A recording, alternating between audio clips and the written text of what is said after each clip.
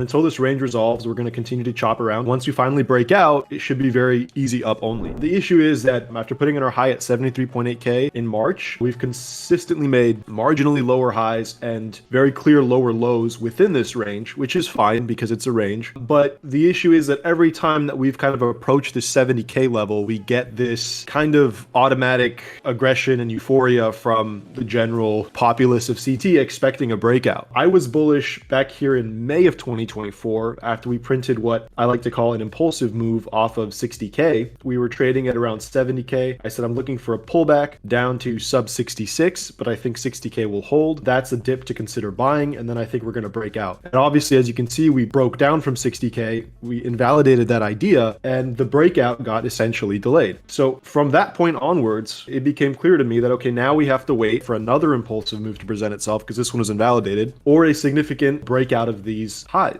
And ever since then, we've failed to do both of those things. Even here in July, a couple months later at 70K, I was vocally bearish at this local high, this local high, at this local high, because every single move up to those local highs was not in what I like to call an impulsive manner, meaning it was more of a corrective, choppy grind up, price being walked up or kind of forced up to entice longs and then immediately dump back down. And we've been doing that now for a few months. Once again, the PA leading up to this high is exactly the same as the PA that led up to the last three local highs that ultimately made local lower highs, and then we saw a dump follow that. So there's nothing to indicate that this time is actually different. I do feel like a lot of people who were bullish maybe at the prior highs that got rejected kind of see this as their chance to get vindicated, right? Okay, fine, I was extra bullish at the last high and the last high before that, but this time we're going to break out. And if they happen to be right, they can then say, look, I called the breakout. And I think this is almost like revenge needing to be right. So this time if they're right, everyone will forget about that and they'll be hailed as heroes because they called the breakout. Whereas for me, I've been vocally bearish at the last local highs. I was right, and I'm not seeing anything at this point to make me change my perception on that. If there's some data that suggests that this time is different, if we don't pull back as deep as I'm expecting and some data supports the idea that we're going to make a higher low in the mid to low 60s or something like that, then I'll change my tune, but I'm not seeing anything like that yet to make me do that. Yeah, that's a really interesting perspective. I've just been treating this as a range or even a descending channel and trying to adopt the bias of being cautiously bearish at range highs, channel highs,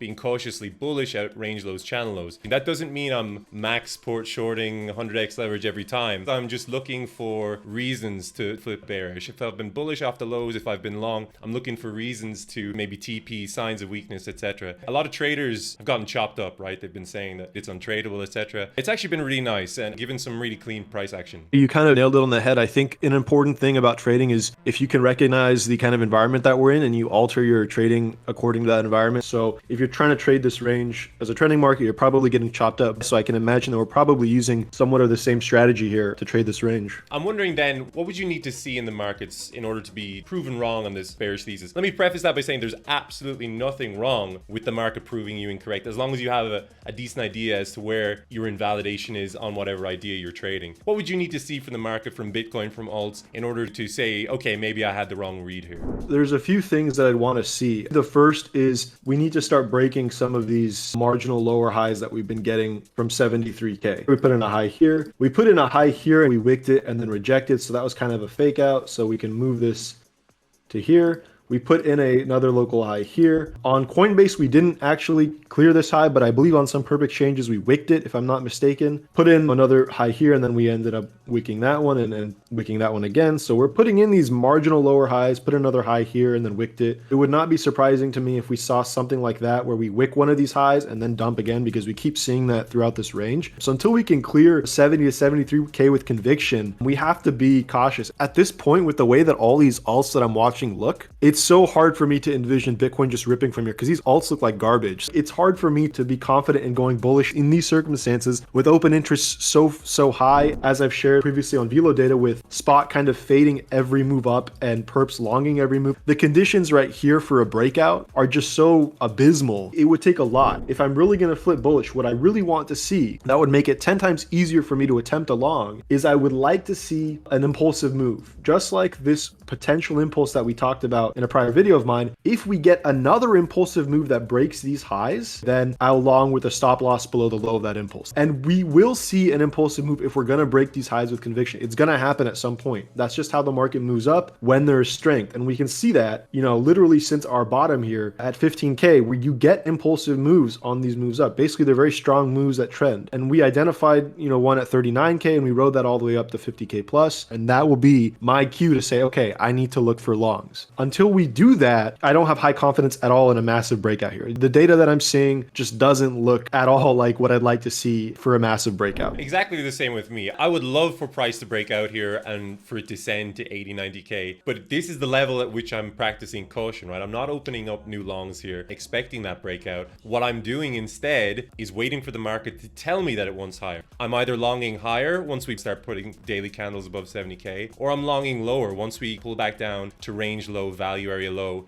which is where I'll flip bullish again. Do you have a level that you're looking at if BTC does pull back from here for longs? I'm not really looking for longs on Bitcoin just because of what I'm seeing with alts. These alts look like hot garbage. And so I think that any pullback on Bitcoin is going to just solidify my short plays on alts. But if I was really bullish here and I was looking to long a pullback, the key region where I would consider a long if before a breakout would be this larger green area between 58 to 64. And within that area, the best risk reward for a long, if we are as bullish as people think we are, is here between 58 to 61K. That is the last chance that bulls have to keep the market from melting back down to 49K, in my opinion. If we are bullish, we should not go below 58K. The line in the sand is holding 58K. So your high time frame BTC outlook, is that based on purely technicals, or are there fundamentals involved there? Like, you have obviously a macro thesis for the market, short-term bearish but long-term bullish. Are there macroeconomic factors, or how do you get there? I guess you could say it's a bit of both. My long-term bullishness on this space as a whole stems from fundamentals. I can see what blockchain technology is doing for the world, or will be doing for the world when it's accepted more readily, but I can see the potential in this technology. And looking at where we are now in terms of use and adoption and size of the market versus other markets in the space, that's where my long-term bullishness comes from. Global equities sit at $140 trillion,